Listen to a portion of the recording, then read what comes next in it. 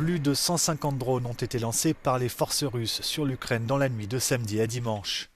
Ces frappes ont fait au moins 4 morts et 20 blessés dans les régions de Kharkiv et Kherson. Des infrastructures énergétiques ont également été visées. La région de Zaporijia et certaines parties de la région voisine de Dnipropetrovsk ont été complètement privées d'électricité dans la nuit. L'Ukraine est confrontée à des coupures de courant quotidiennes dues aux frappes russes et aux fortes chutes de neige, alors que les températures descendent en dessous de moins 10 degrés à certains endroits. L'approvisionnement en eau est également affecté. Le président ukrainien Volodymyr Zelensky accuse Moscou de délibérément viser les civils.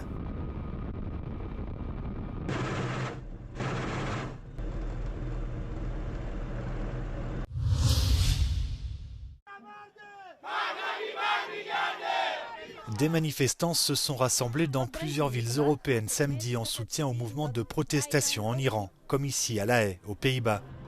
Et ce, alors que les autorités iraniennes ont décidé de couper Internet dans le pays après 2 semaines d'une contestation qui prend de l'ampleur. Un rassemblement s'est également tenu dans la capitale allemande, Berlin, où les manifestants ont exhorté les Iraniens à continuer de lutter pour leurs droits.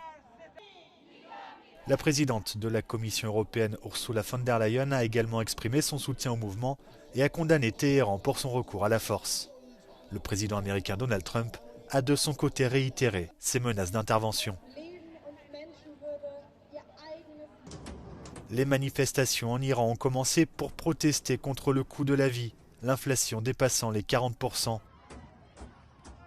Elles ont été violemment réprimées par le régime, faisant des dizaines de morts.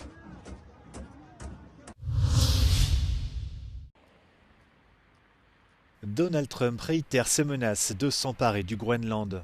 Lors d'une réunion avec des dirigeants du secteur pétrolier à la Maison-Blanche vendredi, le président américain a déclaré que si les États-Unis n'agissaient pas, la Chine ou la Russie pourraient à l'avenir occuper le Groenland. I'm not talking about money for Greenland yet. I might talk about that. But right now, we are going to do something on Greenland, whether they like it or not, because if we don't do it, Russia or China will take over Greenland, and we're not going to have Russia or China as a neighbor. Donald Trump invoque régulièrement les intérêts de la sécurité nationale américaine pour justifier ses intentions de s'emparer du Groenland. Après les récentes attaques américaines contre le Venezuela et la capture de son président Nicolás Maduro lors d'une opération militaire, les inquiétudes grandissent quant aux intentions des États-Unis envers ce territoire autonome du Danemark, pourtant allié de l'OTAN. Les États-Unis ont annoncé vendredi avoir arraisonné un autre pétrolier dans la mer des Caraïbes.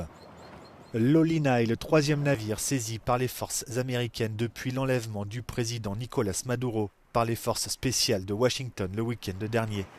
L'administration Trump s'est donné pour objectif de contrôler la distribution des produits pétroliers vénézuéliens à l'échelle mondiale. Donald Trump a promis que les États-Unis partageraient une partie des recettes avec la population du Venezuela. We're taking billions and billions of dollars worth of oil, and it'll be hundreds of billions of dollars. It'll be trillions of dollars, but we're going to be there till we straighten out the country. We'll see how the country's doing, but we'll be running the oil. Le pétrolier Olina est accusé d'avoir tenté de contourner le blocus naval imposé par les États-Unis pour empêcher les navires sanctionnés d'entrer ou de sortir du Venezuela.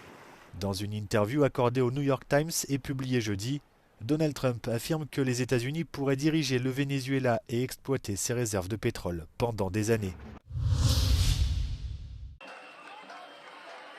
Plusieurs arrestations à Minneapolis lors d'une manifestation contre la police de l'immigration, l'ICE. Depuis plusieurs jours, les rassemblements se multiplient aux États-Unis après la mort de Renée Michelle Good, une femme de 37 ans tuée par balle lors d'un contrôle de police. La vidéo du drame a fait le tour des chaînes de télévision et des réseaux sociaux. La femme semble vouloir fuir en voiture lorsqu'elle est abattue. L'administration Trump défend l'agent, évoquant une légitime défense.